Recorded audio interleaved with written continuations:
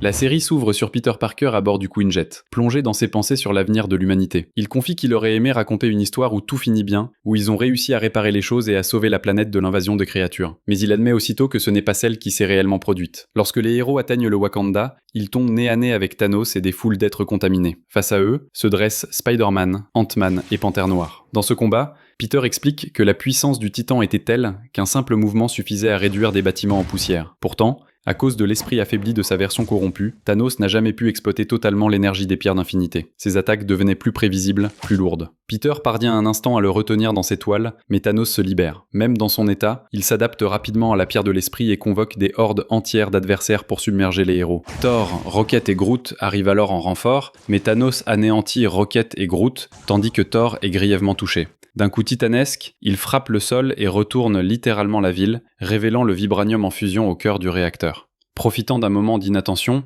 Peter lance un énorme bloc de pierre sur lui, mais Thanos survit. Panthère Noire demande alors à Peter de lui remettre la pierre de l'esprit pour l'utiliser lui-même. En véritable roi du Wakanda, il se jette dans l'affrontement direct contre le Titan.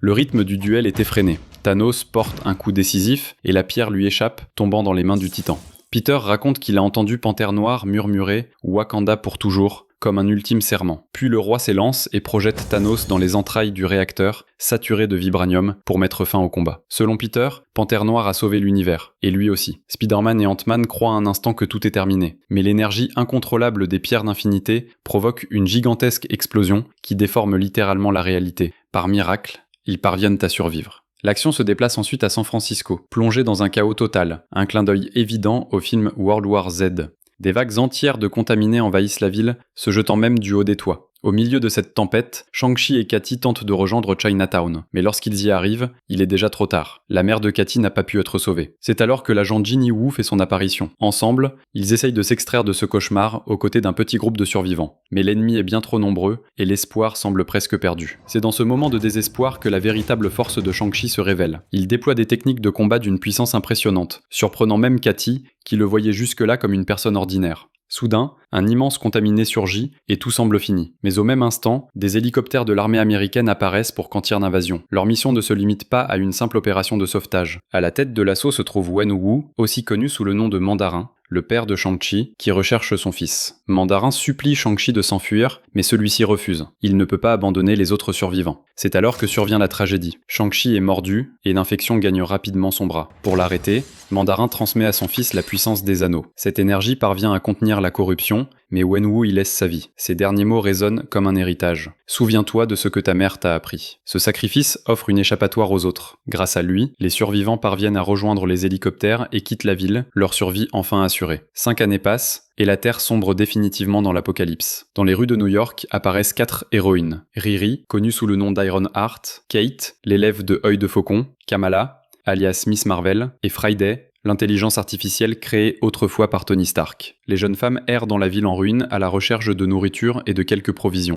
Soudain, elles aperçoivent le Quinjet, l'avion emblématique des Avengers. Intriguées, elles décident de le suivre pour découvrir qui se trouve à bord. Mais l'appareil s'écrase brutalement. En entrant à l'intérieur, elle ne trouve qu'un pilote contaminé, rien de plus. Pourtant, grâce à ses lunettes perfectionnées, Riri remarque qu'un objet est dissimulé dans le corps du pilote. Kamala hésite, persuadée que ce n'est peut-être qu'un débris sans importance. Mais Riri en est convaincue. Le pilote l'a caché volontairement et donc, cet objet doit être crucial. Kate refuse d'aider, affirmant qu'elle en a déjà assez vu. Alors Riri et Kamala décident de tirer à pierre-feuille-ciseaux. Pas de chance pour Kamala, c'est à elle de récupérer l'objet. Mais au moment précis où elle s'y prépare, le pilote se réveille. Et soudain, un œil de faucon contaminé surgit et leur tend une embuscade. Ils décochent des flèches dans leur direction et elles ne doivent leur salut qu'à une fuite précipitée. Malgré tout, Kate parvient à récupérer une de ces flèches. De retour à leur base de fortune, Riri examine l'objet. Il s'agit d'un puissant émetteur subspatial capable de transmettre un signal sur d'immenses distances jusqu'à travers la galaxie. Mais l'appareil a été modifié, réduit à une taille minuscule. Kamala s'étonne, se demandant qui aurait bien pu transformer un tel dispositif en quelque chose à peine plus gros qu'un bonbon. En l'analysant, Riri découvre que l'émetteur est protégé par un code quantique lié à un emplacement précis. Les métadonnées données révèlent qu'il appartenait au projet SHIELD, une ultime tentative de l'humanité pour contenir l'épidémie. Consciente de l'importance de leur découverte, Kate propose de livrer l'émetteur à une base de SHIELD. Kamala doute que ces bases existent encore, mais à ce moment-là, Riri capte un signal venu de l'Ohio. Kate s'enthousiasme, il reste un espoir de sauver l'humanité, et il faut essayer. Riri reste prudente, expliquant que les chances de réussite sont infimes, à peine 5%. Mais Kate insiste, tant qu'elles sont en vie, il reste de l'espoir. Finalement, Riri accepte. Ensemble, elles prennent la décision de mettre le cap à l'ouest, en direction de l'Ohio. Elles rassemblent ce qu'il leur faut et entament leur périple. Pendant ce temps, des centaines de contaminés convergent vers le Quinjet. Parmi eux, Œil de Faucon. La meneuse des infectés lui propose de devenir son bras droit. La scène suivante nous ramène à Kamala, Riri et Kate, accompagnées de Friday, qui poursuivent leur route vers l'Ohio. En chemin, elles tentent de garder le moral. Elles rient, jouent au jeu du je vois et essayent de se changer les idées. Mais tout bascule lorsqu'elles tombent sur un immense cratère au milieu des montagnes. Incapables d'en comprendre l'origine, elles reprennent leur route avec prudence. L'endroit est étrangement calme, aucun contaminé en vue. Bientôt, la nature elle-même semble se dérégler. Le ciel s'assombrit, les nuages filent à une vitesse anormale et un orage éclate. Des éclairs frappent leur véhicule qui se renverse. Projetées dehors, elles comprennent vite que cette tempête n'est pas naturelle. Dans le ciel, Icaris affronte une Captain Marvel corrompue. Leur choc déclenche une onde de choc si violente que les jeunes femmes n'ont que le temps de se mettre à l'abri. Mais elles se retrouvent aussitôt encerclées par une armée entière de contaminés. Les forces de Kamala et de Riri ne suffisent pas à contenir l'assaut. Désespérée, Kate décoche une flèche sur Captain Marvel, croyant tenir l'arme spéciale de Œil de Faucon. Mais au lieu d'exploser, la flèche se transforme en pluie de confettis. La riposte de Captain Marvel est foudroyante et Kate y laisse la vie. Terrifiée, Kamala tente de secourir son amie quand soudain Riri est mordue. Elle s'injecte aussitôt un sérum pour ralentir l'infection et choisit de mener un dernier combat. Dans un ultime élan, elle ordonne à Friday d'emmener Kamala et l'émetteur en lieu sûr pendant qu'elle retient l'ennemi. Friday transporte Kamala en sécurité et lui confie une mission capitale. Désormais, elle seule doit livrer l'appareil en Ohio car de lui dépend le sort de l'humanité. L'intelligence artificielle décide de rester derrière pour soutenir Riri et Kate, même si elle sait que les chances sont presque nulles. Kamala s'élance à toute vitesse, mais finit par trébucher. Alors que tout semble perdu, un mystérieux motard surgit et l'emporte loin du danger. C'est Blade, le légendaire chasseur de vampires. Il révèle à Kamala que Riri,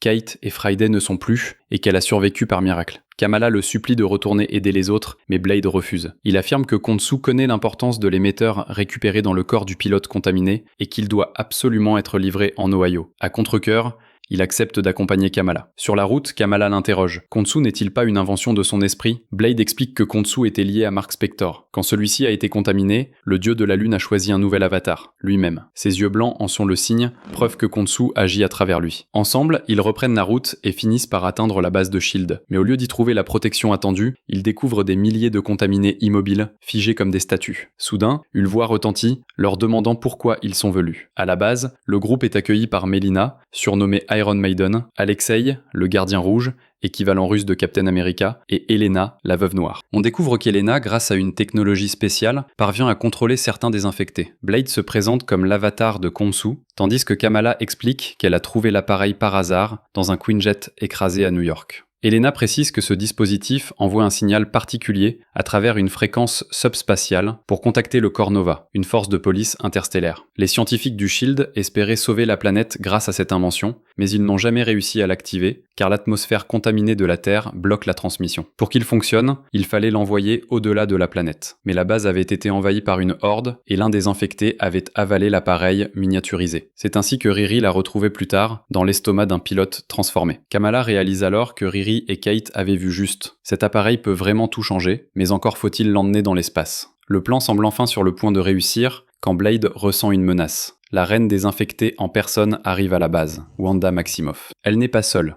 À ses côtés se tiennent Abomination, Fantôme, Œil de Faucon et même Captain America. Alexei, au contraire, est ravi. C'est l'occasion de combattre Captain America, même s'il est désormais infecté. Les créatures contrôlées par la Veuve Noire se jettent dans la bataille contre l'armée de Wanda. Alexei affronte Captain America et, en puisant dans toutes ses forces, parvient à le vaincre. Pendant ce temps, Elena protège Kamala et le transmetteur. Au moment le plus critique, elle se sacrifie en appelant tout le monde à défendre Kamala, car l'avenir repose désormais entre ses mains. Grâce à son geste, les survivants réussissent à s'échapper. Elena continue de retenir la horde grâce à la technologie, mais la reine finit par la transpercer d'une lance. Les héros qui restent fuient dans la nuit. Melina promet à Alexei qu'ils honoreront la mémoire de leur fille Elena en envoyant l'appareil dans l'espace. Mais un problème se dresse. Ils n'ont pas de vaisseau pour transporter le transmetteur hors de la Terre. Blade les rassure. Il sait exactement où en trouver un. La scène suivante nous ramène à Shang-Chi et Katy, ce duo qu'on avait découvert au début de l'histoire. Ils traversent les terres dévastées dans un convoi qui rappelle fortement l'univers de Mad Max. Les 10 anneaux, ils les partagent équitablement, 5 chacun, et ces artefacts sont devenus le symbole de leur lien. Leur convoi avance avec tout un troupeau de vaches, qui sont à la fois une ressource vitale et une véritable monnaie d'échange. Leur objectif est clair, troquer ce bétail contre une place dans un refuge appelé Océanville. Mais en chemin, ils tombent sur des Skrulls transformés en sorte de pirates locaux. Leur attaque tourne court car la bande de Shang-Chi les repousse sans difficulté, puis poursuit sa route vers le refuge. Une fois arrivé à Océanville, il croise Alexei. Celui-ci remarque aussitôt une étrange blessure sur le bras de Shang-Chi et déclenche l'alerte, craignant une contamination. Melina, Blade et Kamala interviennent rapidement, sans comprendre que tant que l'anneau reste porté, aucun danger n'existe. La situation se détend uniquement grâce à l'arrivée du chef des survivants, Zemo. Shang-Chi parvient à le convaincre d'accepter son entrée et celle de Katy en offrant le troupeau en échange d'un abri. Zemo finit par accepter. À ce moment-là, un spectacle impressionnant se déroule. Des profondeurs de l'océan surgit la gigantesque cité flottante d'Océanville. On attribue aux nouveaux arrivants des chambres modestes, mais sécurisées. Après tant d'errance, c'est vécu comme un véritable cadeau. Peu après, la communauté se réunit pour accueillir Zemo. Il demande à chacun de se souvenir de ceux qui n'ont pas survécu au voyage et de chérir la sécurité que cette cité procure après toutes les épreuves traversées. Puis, Océanville replonge dans les abysses, devenant une forteresse imprenable. Les héros goûtent enfin à un repas qu'ils n'avaient plus connu depuis des années, partagent des moments simples, apprennent à mieux se connaître et commencent à ressentir une certaine sérénité. C'est alors que Kamala révèle à Shang-Chi et Katy un petit transmetteur. Cet appareil doit envoyer un signal au corps Nova, mais pour cela, il faut l'expédier dans l'espace. Le plan est posé, il faut atteindre Nouvel Asgard, là où règne Thor, le dernier vengeur, et où subsiste encore un vaisseau capable de transporter le dispositif hors de la Terre. La scène suivante nous plonge dans les profondeurs de l'océan, où le navire est attaqué par des habitants de Talokan, eux aussi touchés par le même virus que les humains de la surface. Zemo connaît l'existence de ces créatures, mais il est persuadé que la présence de tant de super-héros à bord suffira à garantir sa sécurité. Sur le rivage, on aperçoit un port en ruine, où se rassemble une immense armée d'infectés dirigée par leur souveraine. Elle réveille alors une créature ancestrale tapie dans les abysses. Pendant ce temps, Kamala fait un cauchemar où elle voit ce monstre, puis se réveille en sursaut. Blade, qui ne dort jamais, lui confie qu'il sent la présence de Wanda Maximoff, les observant dans l'ombre. Soudain, le navire percute quelque chose, provoquant la panique. La section où se trouvent Kamala, Melina, Blade et Alexei est projetée dans l'eau. Kamala les protège en formant une barrière cristallisée sous-marine. De son côté, Zemo tente de rassurer la foule, rappelant que les héros ont promis de défendre la cité à tout prix et que l'heure est venue de le prouver. En réalité, il les a choisis parce qu'il croyait que le seul moyen de retenir l'armée était de la nourrir de temps en temps. C'est alors qu'apparaît Namor, le roi de Talokan. Il fonce à une vitesse fulgurante, percute la barrière cristallisée et la projette contre la coque du navire avant de briser les défenses et d'envahir l'intérieur. Pris de court, Zemo ordonne l'activation d'une cellule de confinement conçue pour Hulk. Tout semble sous contrôle, mais les habitants infectés de Talokan parviennent à pénétrer dans la base pour libérer leur roi. Le chaos éclate. Les civils paniquent, courent vers les capsules de secours, tandis que les Talokan attaquent tout ce qui se trouve sur leur chemin. Zemo, lui, cherche à s'enfuir en abandonnant les autres. Heureusement, Melina fait preuve d'ingéniosité et utilise ses capacités pour guider le groupe vers un passage sûr. Mais il se retrouve vite coincé dans un couloir du navire. Namor réussit à s'échapper de sa cellule et se lance à leur poursuite. Sa puissance est telle qu'il les projette jusqu'au bout du couloir, brise un lourd sas de métal derrière lequel se trouve Zemo. Rien ne peut l'arrêter, ni la force des anneaux, ni le sabre légendaire ne semble l'affaiblir. Melina demande à Zemo pourquoi les capsules ne sont pas encore lancées, et il révèle qu'elles ne peuvent être activées qu'à partir de la salle de contrôle. Consciente de l'urgence, Melina décide de s'en charger. Kamala crée alors une main cristallisée géante et laisse Namor la saisir. Tandis que Shang-Chi et Katy retiennent le roi, Kamala étend la structure de l'intérieur et parvient à le déchirer. La capsule de secours s'ouvre enfin et le groupe réussit à s'y réfugier. Alexei, affolé, cherche Melina, mais au moment où la capsule se referme, il reçoit son message.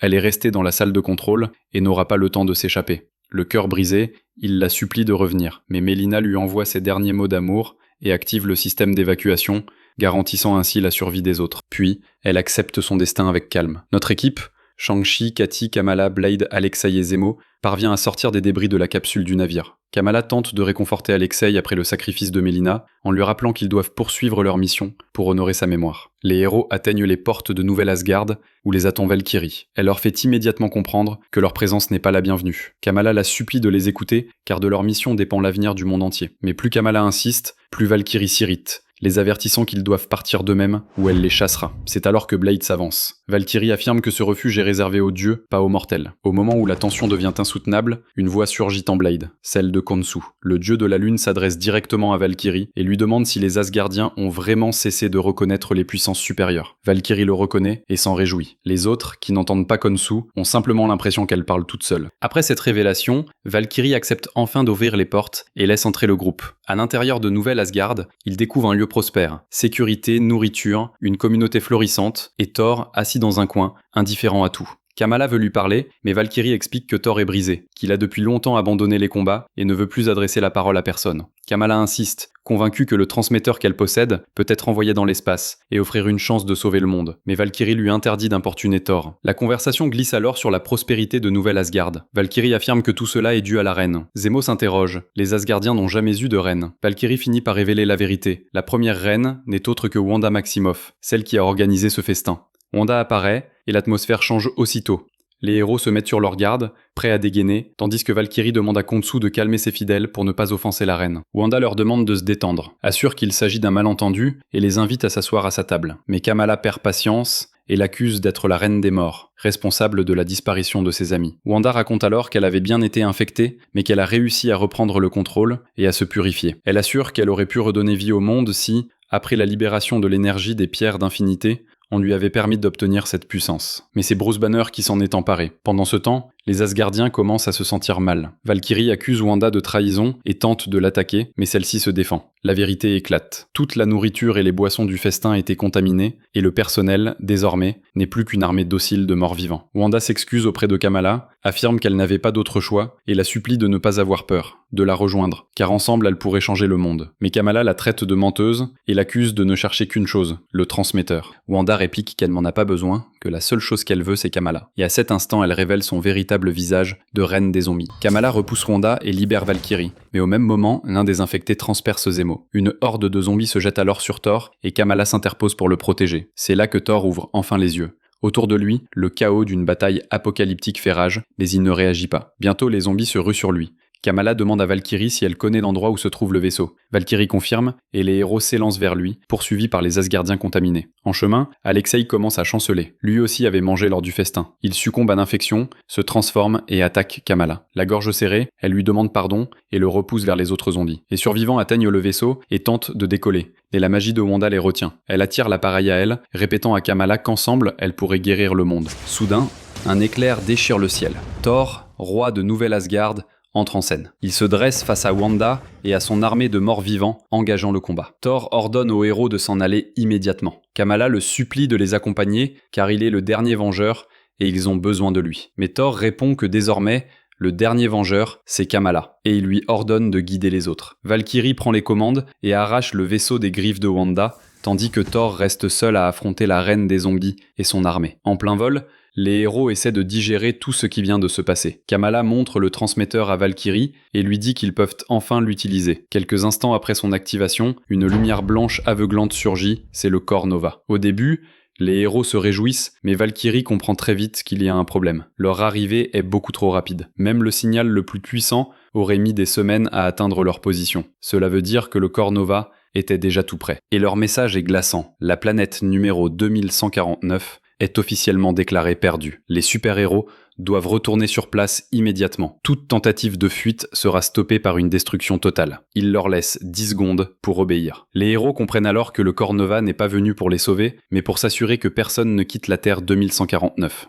Le compte à rebours commence et le protocole de désinfection est lancé. Leur vaisseau tente désespérément d'esquiver les tirs, Kamala colmate les brèches les plus critiques, mais finalement, l'appareil se disloque. Dans un dernier élan, Kamala enveloppe ses compagnons de son aura lumineuse. La barrière cède et ils semblent condamnés à s'écraser dans l'océan. Mais au dernier moment, des tunnels mystérieux les happent et les transportent ailleurs. Quand ils reprennent conscience, ce sont Spider-Man et Ant-Man qui les accueillent. Kamala n'arrive pas à contenir sa joie. Devant elle se tient Peter Parker en personne, son idole. Puis surgit Rintra, un minotaure vert venu de la planète Baal. Il leur révèle que le roi T'Challa, connu comme la Panthère Noire, s'est sacrifié pour arrêter Thanos. Les pierres d'infinité, qui maintenaient la trame de la réalité, ont été détruites, provoquant une tempête d'énergie incontrôlable. Pour contenir ce pouvoir, il fallait quelqu'un capable de l'accepter sans mauvaise intention. Cet être, c'est Bruce Banner. Hulk. Il a réussi à enfermer l'énergie des pierres en lui. Kamala se réjouit d'apprendre qu'il est encore en vie, mais Valkyrie précise qu'il n'est plus vraiment lui-même. Il est devenu un gardien, condamné à protéger pour l'éternité une force capable de créer et de détruire des mondes. Intrigué, Khonshu demande pourquoi tous se retrouvent ici. Rintrah explique que la Reine des Morts a rassemblé une armée de zombies assez puissante pour défier Bruce et s'emparer de ce pouvoir. Une bataille décisive se prépare, et il leur demande de se joindre à eux. Mais Ant-Man insiste. La décision leur appartient. Ils ont déjà enduré plus que quiconque, et personne n'a le droit de leur imposer un nouveau destin. Dans la scène suivante, Kamala se replonge dans les souvenirs de ses amis disparus. Quand Shang-Chi lui demande ce qui l'effraie, elle répond que ce n'est pas de la peur, mais de la culpabilité. C'est elle qui a convaincu tout le monde de la suivre, persuadée qu'il pouvait tout arranger, mais son choix n'a pas donné le résultat espéré. Shang-Chi la rassure en lui rappelant qu'ils ont encore une ultime chance de se battre. Kamala doute qu'il existe une véritable garantie de victoire face à la Reine des Morts, mais il lui répond qu'il n'y a jamais de victoire sans risque. Il ajoute que même le dieu du tonnerre a reconnu Kamala comme une vengeresse. Ces mots lui redonnent de la force, et elle accepte de mener le combat final contre Wanda. À ce moment, Valkyrie et Khonshu les rejoignent. Tous comprennent que l'heure de l'affrontement décisif pour la Terre est arrivée. De son côté, la Reine des Morts prépare son immense armée pour affronter Hulk et s'emparer de l'énergie infinie. Dans ses rangs, on trouve des créatures de toute taille, des plus petites aux colossales, toutes déterminées à abattre le gardien. La puissance de Hulk est phénoménale. D'un seul coup, il balaye une grande partie de l'armée, et chacun de ses mouvements déclenche des vagues d'énergie qui dispersent ses assaillants. Mais Wanda intensifie son attaque. Elle utilise un gigantesque propulseur pour tenter d'emporter Hulk dans un torrent d'eau, mais il s'en libère sans difficulté grâce à sa force inhumaine. Des géants entrent alors dans la bataille, et Hulk les anéantit à son tour. Son incroyable capacité de régénération l'empêche de faiblir, malgré l'assaut incessant de hordes armées de haches et d'épées.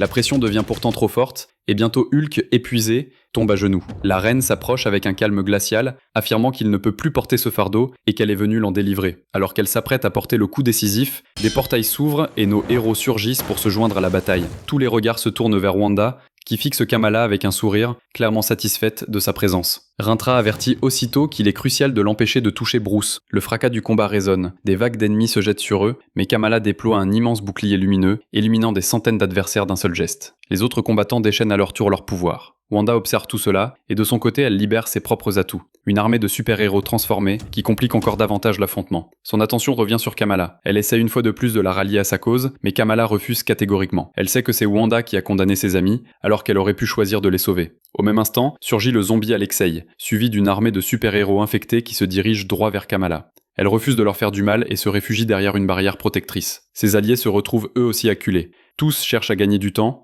espérant trouver une autre issue. Soudain, le champ de bataille est illuminé par de puissants éclairs. C'est Thor, lui aussi transformé en zombie et désormais entièrement soumis à Wanda. Hulk fixe immédiatement son regard sur lui. Thor appelle son marteau et fonce à l'attaque. Wanda annonce que l'instant décisif est arrivé. À plusieurs reprises, Thor abat son marteau sur Hulk, enchaînant les assauts. Hulk bloque l'un des coups de sa main, provoquant une onde de choc. Wanda observe ce duel avec un plaisir évident. Hulk saisit Thor par la tête, prêt à l'écraser, mais Thor libère un rayon de sa bouche qui l'assomme sur le coup. Hulk se relève aussitôt, contre-attaque sans lui laisser le temps de réagir, le projette dans les airs et l'écrase violemment contre le sol. L'explosion de l'impact balaye des rangs entiers de l'armée ennemie. Thor est vaincu. Kamala, soulagée, regarde Hulk, mais à ce moment précis, Wanda se téléporte près de lui et plonge brutalement sa main dans son corps, aspirant son énergie. Elle s'empare ainsi du pouvoir de l'infini. Pendant ce temps, les compagnons de Kamala sont pris d'assaut par les zombies. Kamala renforce ses bras de son pouvoir et se jette sur Wanda, mais cette dernière semble intouchable. Wanda exige qu'elle cesse toute résistance et se rallie à elle. Commence alors une lutte mentale. Kamala affirme qu'elle ne peut pas, car ce serait trahir la mémoire de ses amis. Wanda lui promet qu'il est possible de tout réparer, même de retrouver ses proches. Mais Kamala comprend qu'il ne s'agit que d'une illusion. Wanda lui ordonne de regarder autour d'elle. Kamala voit ses compagnons souffrir, certains déjà transformés, d'autres terrassés. Wanda lui tend la main et lui assure que le monde peut encore être sauvé. Dans l'esprit de Kamala,